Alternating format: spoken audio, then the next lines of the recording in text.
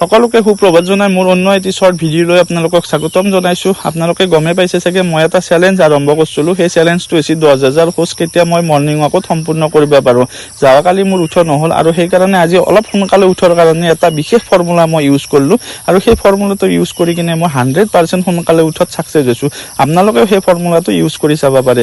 ফৰ্মুলাটো হৈছে একদম সহজ। আপোনালোকে এলাৰ্মটো লগাব নিৰ্দিষ্ট সময়ত, লগাই কিনে কি কৰিব, বিচনাৰ পৰা অলপমান দূৰত থৈ দিব। কাৰণ সেই এলাৰ্মটো বন্ধ কৰাৰ কাৰণে আপনিতো উঠিবই লাগিব না। সেই উঠোতে আপুনি কি কৰিব, বিচনাত আৰু নাযাব, ডাইৰেক্ট আপুনি মৰ্ণিং ৱাকত গুচি আহক।